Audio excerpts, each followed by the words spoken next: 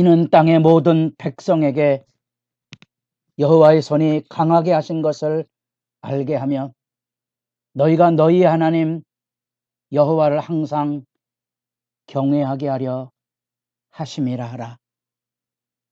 새벽을 깨우는 거룩한 기도자 여러분, 주의 말씀의 부름 앞에 일어나 복된 믿음의 여정을 힘차게 열어가는 일에 담대할 수 있기를 바랍니다. 오늘 우리가 읽어갈 하나님의 말씀은 여호수아 4장입니다. 여호수아 3장 4장은 약속의 땅을 향하여 드디어 요단을 건너가는 놀라운 역사를 소개하는 단락입니다. 이 요단을 건너가는 이 구원의 큰 역사는 홍해를 가르고 열려졌던 하나님의 구원 역사에 대한 또 다른 새로운 갱신이며 확신이며 체험이고, 이 요단을 건너가는 사건은 우리가 신약시대로 넘어오면 예수님께서 그 요단강에서 세례를 받으시고 하늘을 여는 영광의 역사를 열었던, 그래서 약속의 땅으로 들어가는 그것을 예수님께서는 죄를 씻어 하늘의 세계로 들어가는 것으로 표상을 하셔 증거하고 있는 내용을 담아내고 있는 중요한 사건입니다. 이 요단다의 사건 속에서 우리는 하나님의 구원의 열심을 보는데, 이 구원 역사를 이루시는 그 중심에 바로 언약궤가 있다는 사실이지요. 하나님의 말씀과 하나님의 구원 역사를 담아내고 있는 언약궤가 이 요단강을 여는 출발점이고, 요단강을 갈라지게 해서 멈춰서게 하는 권능의 손길이시고, 그들이 요단강을 건너 드디어 약속의 땅 가나안으로 디딜 때 그 하나님의 권능의 역사를 통하여 요단강이 다시 합하여지는 하나님의 구원의 열심이 그곳에 담겨져 있습니다. 그것은 이스라엘 백성들이 홍해를 갈라 애굽 종살이에서 건너가는 구원의 역사에 대한 또 다른 구원 사건으로 여기 자리하고 있고, 이 구원의 사건은 3장 1절 여호수아가 아침에 일찍이 일어나서 이 반복되는 이 일어나는 일찍 사건은 바로 하나님의 구원의 열심으로 쓰는 동일한 용례입니다. 우리말로서는 찾아보기 어렵지만 부지런하다는 개념으로 예레미야 7장 이하에 반복적으로 나오는 어국 가운데 하나입니다. 하나님의 구원의 열심, 그래서 이거는 구원 사건으로 우리가 기억을 해야 합니다.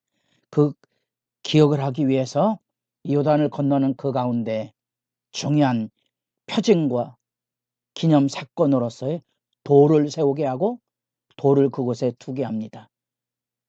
두 개의 돌, 12돌에 대한 사건이 있습니다.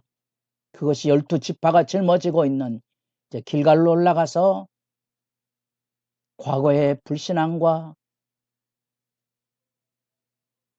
어둠과 언약에 깨어진 죽음을 경험했던 자리를 털어버리고 새로운 구원과 순종과 약속의 땅에 들어가는 하늘의 기쁨을 표상하는 것으로 돌로서 길갈의 기념비를 세우고, 요단강이 갈라진 한가운데 제사장들이 언약궤를 메고 서서 온 12지파의 모든 백성이 건너갈 때까지 충직하게 그 자리에 서서 그 약속을 이행하도록 헌신할 때에 그들이 서 있던 그곳에 돌 기념비 12개를 놓아서 하나님의 구원 역사에 대한 사건을 간직하게 하는 장면을 우리가 보게 됩니다. 하나님의 구원 역사가 이루어지는 이 일찍 일어났다는 이 말 안에 이 제사장들이 언약궤를 메고 목숨을 걸고 그 자리에 요단강 한가운데 서 있어야 하는 거죠. 이것이 언약 백성이 하나님과 언약을 지켜야 될 그 언약의 순종과 함께 어우러진 구원 역사의 이야기입니다. 하나님의 열심으로 구원이 열려지지만 그 안에 필요한 것은 그 언약에 부응하는 진실한 응답으로서 말씀에 순종하는 삶이 수반되어야 되는 거지요. 이것이 이제 신약시대로 내려오면 로마서 1장에 믿음의 순종이란 말, 믿어 순종한다는 말로서 드러나고 있는데 자칫 우리가 순종 없이 믿음이 있을 수 있느냐 이런 논쟁을 하는데 그 논쟁의 대상이 아니지 않습니까? 여러분 다 알고 있지 않습니까? 여러분 예수 믿으면 교회 가야 됩니까? 말아야 됩니까? 순종해야 됩니까? 말아야 됩니까? 그건 순종이란 개념이 아니고 예수 믿는다는 말 안에 담겨져 있는 실제입니다. 그것을 신학적으로 논쟁을 한다. 허탄한 거지요. 우리가 구원받았지만 끝이 아닌 거지요. 구원을 매일 이루어가야 하는 거지요. 여러분이 새벽에 기도의 파수꾼으로 서 있다면 이 자리를 지켜야 되지요. 생명을 걸고 지키는 그 일에 충성됨이 있고 그것이 믿음 아닌가요? 그거 걷어버리고 믿음 있다고 천국 간다고 말할 수 있을지 스스로 양심으로도 우리가 아는 바 아닙니까? 그래서 자주 구약 성경 안에도 신약에 나타나는 이 개념 그대로 하나님의 구원의 열심이 이 언약궤를 앞세우고 하나님의 역사가 이루어지지만 일찍 일어나서 그 역사를 이루어야 하고 제사장들은 언약의 말씀대로 서서 언약궤를 메고 충직하게 그 자리에 서야 하는 거고요. 그것을 기억하도록 이제 돌을 취에다가 길가에다 세우고 돌을 취에다가 요단강 제사장들이 서 있던 그 자리에 기념을 열어가게 한다는 겁니다. 그들이 요단을 건너간 그때가 이제 1월 10일입니다. 이제 종교력이죠. 6월절을 설정하고 이루어진 1월이니까 양력으로 말하면 3, 4월쯤 되는 그런 기간입니다. 이 6월절 우리도 기억하시죠? 우리가 고난주간을 지키는 그 절기의 핵심이 6월절이지요. 그래서 세 달입니다.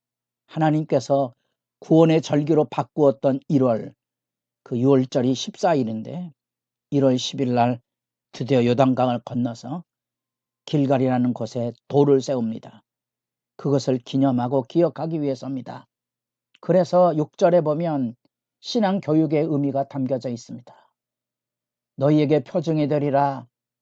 후일에 너희의 자손들이 물어 이르되 이 돌들은 무슨 뜻이냐 하거든.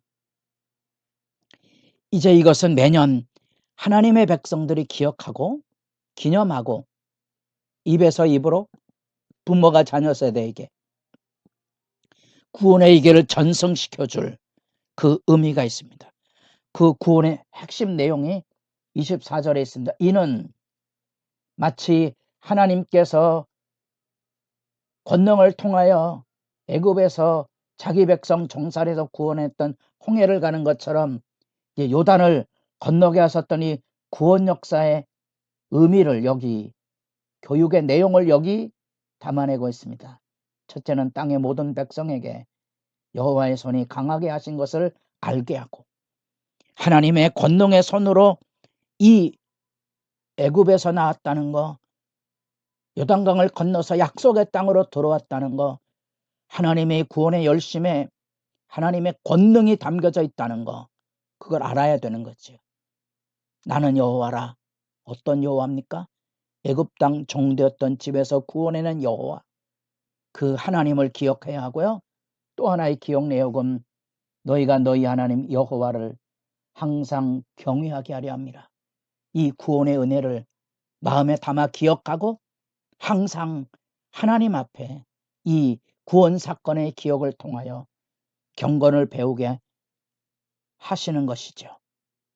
좀 지도를 이렇게 남북이 아닌 동서로 놓았습니다. 유대인들의 사고죠.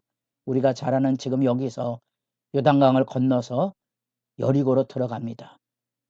이 요단 동편에 있었던 하나님의 놀라운 승리가 이 요단 건너 여리고에까지 쩌렁쩌렁 울리는 이 가나안 족속들이 벌벌 떠는 구원 역사로서 드디어 여기 이스라엘 백성이 요단을 건너가는 지역입니다.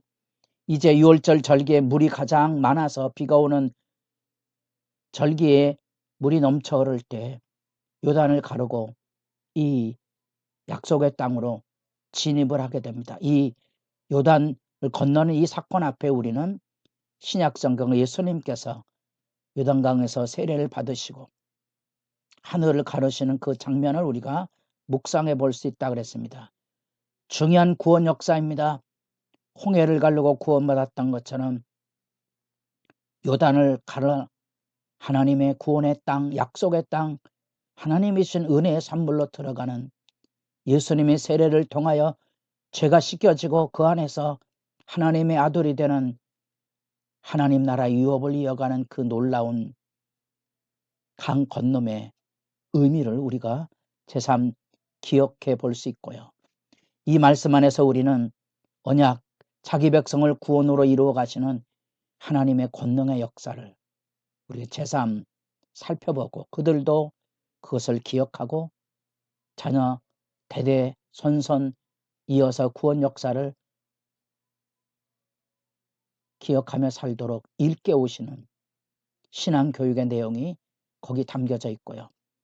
말씀하시고 그것을 명령하사 그것을 충직하게 성취하여 구원 역사가 이루어지는 일에 제사장이 그 자리에 서 있고 여호수아가 바로 모세와 같이 하나님의 구원 역사의 새로운 완성자로 지도자로서 이 놀라운 구원 역사를 이루게 됩니다. 이 6월절을 준비하는 1월 10일 정례적인 기념의식으로서 하나님의 구원을 기억하고 후일에 너희의 자손들이 물어 이르거든 이 구원의 역사를 증거해 주어야 될 소중한 역사의 신앙교육의 현장, 여러분들에게도 구원의 이야기를 전해줄 복 있는 믿음의 유산이 풍성하기를 바랍니다.